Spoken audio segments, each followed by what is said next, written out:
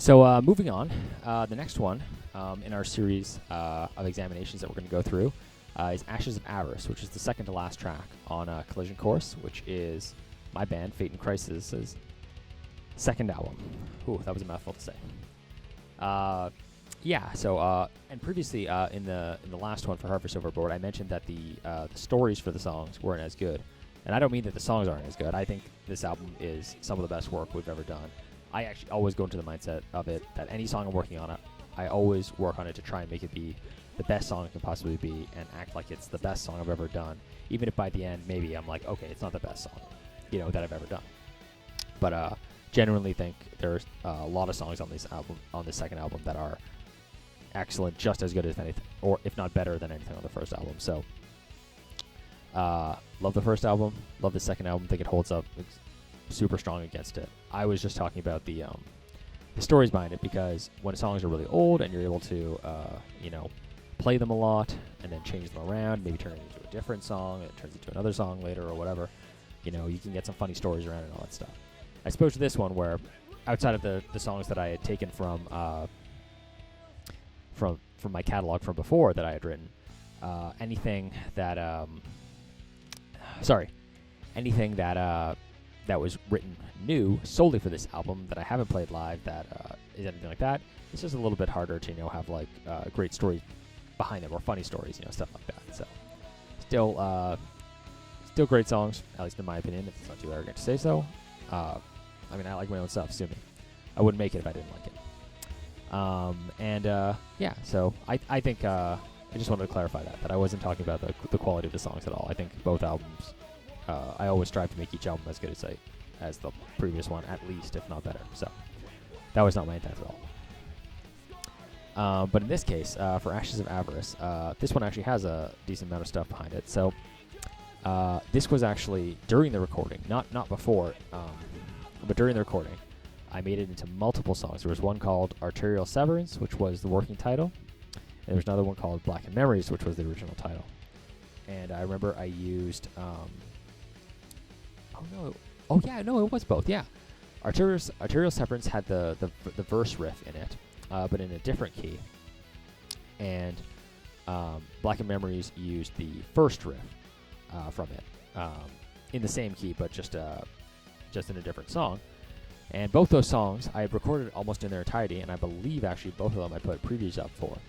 But again, by the time they were done, I didn't think they were good enough. I didn't think they stood up against the first album, and I didn't think they were good enough to be on this album. So I scrapped them, but I took the parts that I had written that I liked, which were those riffs, and I built this new song, Ashes of Avarice, which I really love. It's one of my absolute favorites. And the reason I love it is because, again, on this album I was trying to push the boundaries a little bit, and the last one I kept really to that pop punk / rock / metal, kind of sound that I'd cultivated, and I really love that sound, and obviously, that's going to be an integral part of my sound moving forward. But I wanted to push the boundaries on a couple of songs, like Collision Course and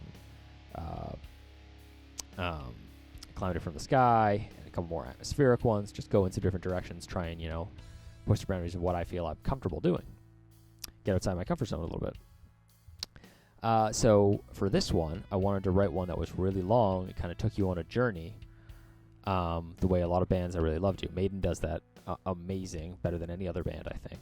Obviously, I'm not comparing myself with them, but I just wanted to try something, similar to what a great band like them have done. So that's what I tried to do with this one. That's why it kind of goes like fat, and there's a slow section in the middle, and it's fast again. It takes you all around. Just wanted to be a bit more progressive on this one and just try and see where I could take it. So the part that slows down, those chords, those are actually old chords. That's the only part of this song that is old. And those were from a song called Plague of the Firstborn, back when we were doing instrumentals, me and this other drummer. And then eventually at one point we did get a bassist who was one of my old friends, who's passed away.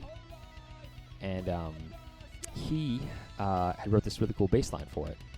So when I was initially writing this part, I remembered how the bass line went, and I tapped it out, and I wanted to put it in. But as the song, progressed and changed, I didn't feel that it would fit anymore, which sucked because on our first album, the song "City of Lies," we wrote that together, or at least he wrote parts of it, and I wrote the majority of it. For those ones, it was "City of Lies" was more of a collaboration between three of us. A lot of different stuff going on. But I always liked to keep, I wanted to keep like part of him as like part of my friendship in like each album. So I was kind of bummed that I wasn't able to do it. But instead, I wrote a bass line that was inspired by that one. And that was kind of my way of making sure there was something of him in there. Because that's always something I want to do. It's my little way of giving like a little living tribute or something.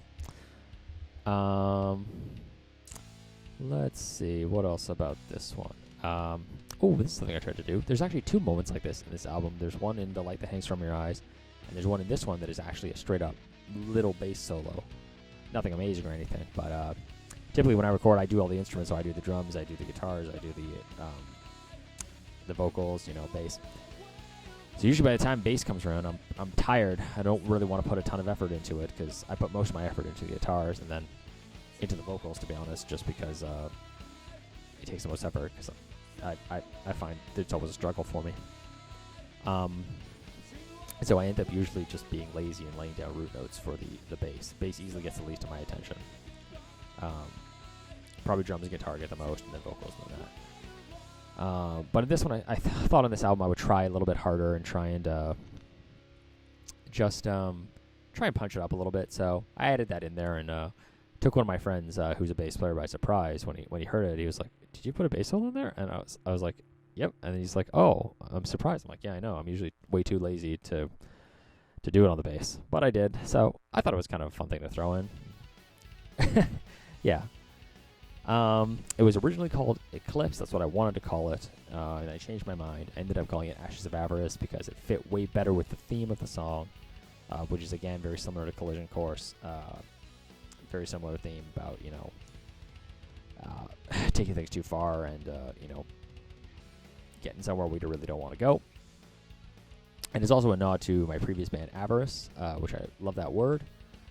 Since this new band is kind of the new formation of that band. So that's kind of my little nod to that, since this is like the phoenix from the ashes of Avarice. That is Fate and Crisis. So that was just much longer than I wanted it to be, but that's a little bit about Ashes of Avarice, one of my absolute favorite tracks. Love the way it turned out. And yeah, that's it. And we'll be moving on. Hope you like it. Enjoy.